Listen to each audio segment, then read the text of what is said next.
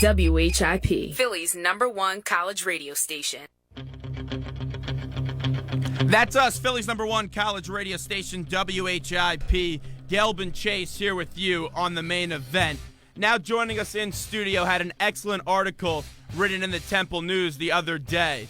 It is titled, "Waiting for Trial Starting at Tackle," and that's Joey Cranney from the Temple News. Joey, it's Zach Gelb and Chase Sr. We appreciate you taking a few minutes out of your diligent schedule to come in and talk with us. How are you? Zach, it's a pleasure. Thanks for having me. Well, thank you for coming on. And when I was reading this article, I was telling you right before you came on the air, since the initial kidnapping charges were dismissed, a lot of people kind of forgot about the whole Kamal Johnson situation, which did occur last year, and he was dismissed from the football team. But now he's back and he's reinstated. And the biggest question from me that comes out of this whole thing, in your personal opinion and the things that you found out about this case, do you believe Kamal Johnson should be playing on the field as he's awaiting trial for his court case? Yeah, I don't really know if it's about my personal opinion, but the point of the article was pointing out the somewhat of a hypocrisy at Temple, how there have been multiple people charged with crimes in the past couple of years on the football team, and they've all been dismissed, and now Kamal's back on the team. And we did a lot of research and found out that Kamal is the only student-athlete at Temple who's charged with a felony who's still participating. So it was more about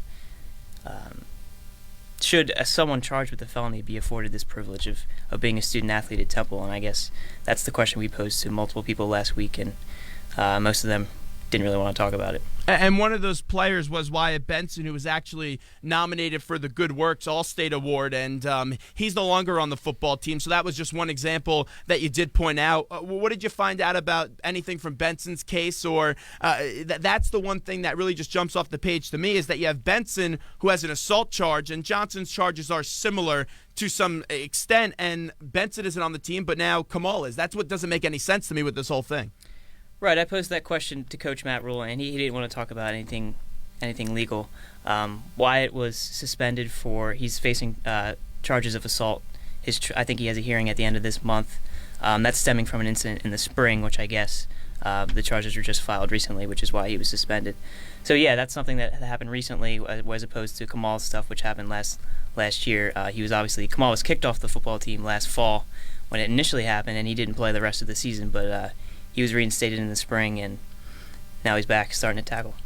Joey Cranney from the Temple News joins us on the main event on WHIP, Philly's #1 college radio station. And Joe, this really says a lot about the situation that the NCAA and college athletics is in. You put this article out there, and it's almost as if sports and the win-loss record is more important than anything else in college athletics. Did you get that kind of sense when you're doing the story and you're talking to Matt Rule? Because we love Matt Rule. Matt Rule's a great guy. I'm sure you've dealt with him on numerous occasions.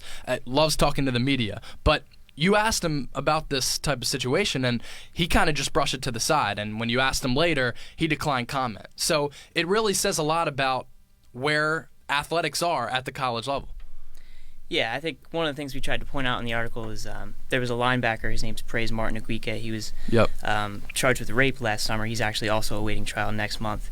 He was kicked off the football team and actually suspended from the university. He's not at the university anymore. Mm-hmm. So he's someone who he got some playing time as a true freshman, while Kamal is obviously a starting tackle. Yeah. We did point out that discrepancy there, but yeah. And the other point is that this isn't that unusual in the college sports. Not at all. College football. And world. you would think that it should be, because the number one priority should be academics and the well-being of the university. But it's almost as if sports are being taken over everything else. Yeah, and it might have been a graph that would have provided a little bit better context for my story. But yeah, this is something that happens in college football often. All the time. My story was more focused on the hypocrisy that exists at Temple. It was a Temple-focused story. But certainly, yeah, to your point, college football, this isn't that new for a lot of big-time Division I programs. And here's the one thing that I just can't stand with the NCAA, and I think it's so outdated, and I do blame the media for a portion of this, and even ourselves, is more people care about Johnny Football signing autographs and everything that goes on in the world today than an actual possible assault case that Benson and even Kamal Johnson are now awaiting trial for. That's the one thing I can't stand with NCAA sports today, is that the NCAA, they go out there and they treat you selling your autographs or selling your jersey for money as like it's pretty much a murder offense, where in all honesty, I don't care. There's a lot more worse things There's a lot out there. more worse things, and I don't care if Johnny Manziel is selling his autograph to make a few bucks. And that's the one thing that I have a problem with the NCAA, but that's just my own personal agenda. Yeah, I think that case, the Johnny Manziel case, is a case of what the NCAA can't get its fingers on. It's all about money with them, and I don't want to say that they would turn a blind eye to assault charges against someone. Certainly if someone got charged with assault on any of the big-time SEC or Big Ten programs, it would be a big story. But, yeah, I mean, that's a story of him going out on his own and trying to make money. And it's certainly a big story, but I agree that it gets overcovered, and a lot of this stuff should be more in the spotlight. Now, how did the idea for this story come about? Because when these charges were brought up against Kamal Johnson, it was a pretty big story. Everybody around the university kind of knew what was going on. It was even made some headlines through some of the main Philadelphia newspapers. But after a while, it kind of just disappeared and went down the tubes. But you brought it back. And I went to training camp a couple of times over the summer, and I've been covering every single football game so far. And he's been starting at tackle. He started number 2 on the depth chart, moved his way up to number 1, but it's almost as if nothing ever happened. So how did you figure out that you wanted to do the story and look back into the situation? Yeah, and I was a sports editor last year, and I was the assistant sports editor at the Temple News the year before that, so I was covering the football team for 2 years. I knew Kamal. I remember this when this story came out. Obviously, I helped report on it when it first came out. But I moved up to editor-in-chief this past spring. So I technically stopped covering the football team for this past summer.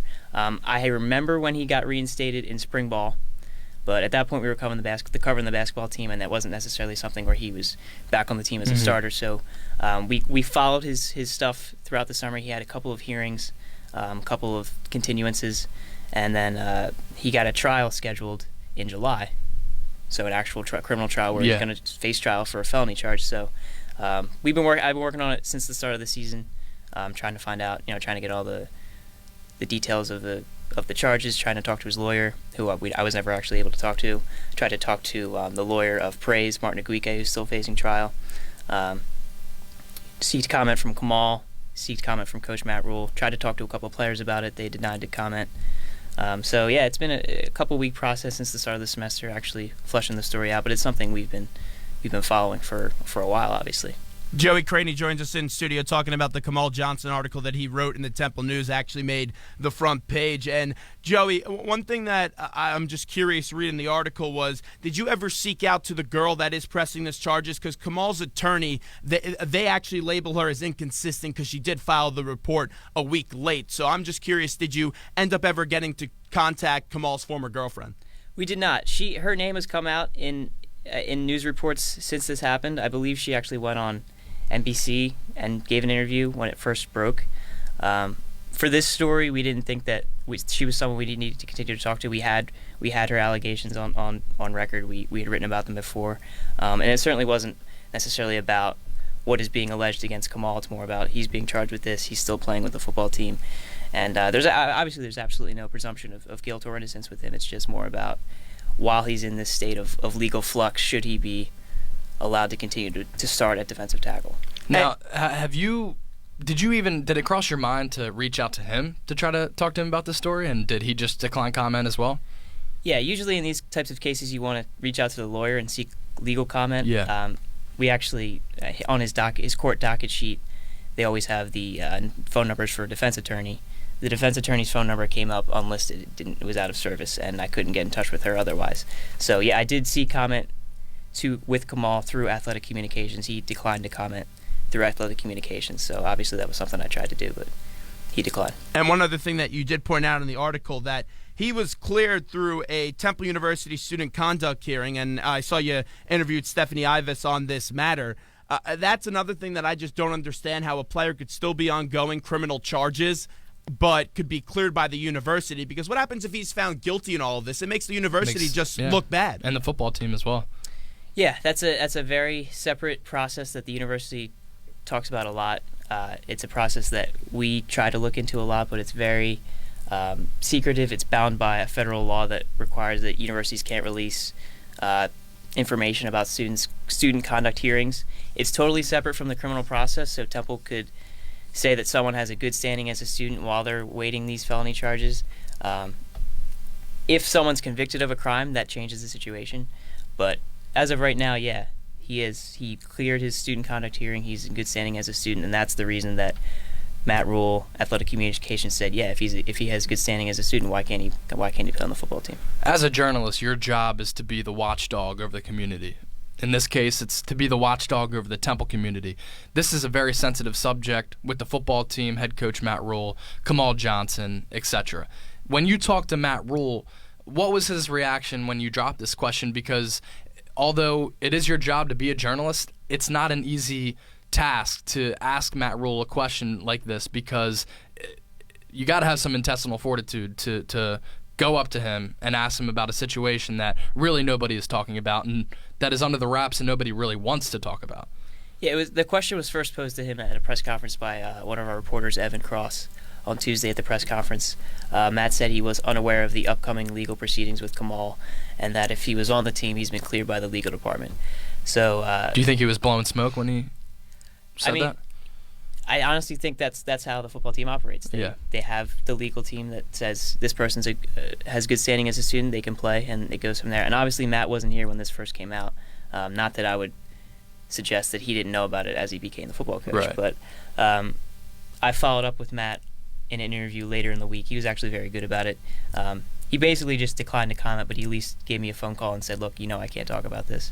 And I asked him a few questions about Wyatt Benson, about his standards for good behavior on teams. Yeah. Asked him why Kamal was playing, and he said, I can't talk about it. I can't talk about it while it's still going on. So, so we posed the question to him first at a press conference, at the weekly press conference on Tuesday, and then I followed up with him later in the week. But yeah, Matt's someone who I've had a good relationship since I've been here, and I don't see that necessarily changing. It's just a story that... It's part of the job. Right. I think he understands a story that we needed to write. And, again, having to be a watchdog. Mm-hmm. Yeah. All right, well, Joey, we really appreciate you coming in studio today. Josh Lewin's going to join us next. So just real quick here before we let you run, tell us where folks can find the article and where they could tweet at you if they have any comments about it. I appreciate that. It's temple-news.com is the Temple News website. We put up a bunch of great stuff every week. My Twitter is @Joey_Cranney. That's CRANNEY. Appreciate you following and reading. Thank you to Joey for coming in studio today. One final time, Philly's #1 college radio station, WHIP. 215-204-9449 is our number. We'll take a quick break, and we'll be back on the other side of the break with Josh Lewin, the play-by-play voice of the San Diego Chargers.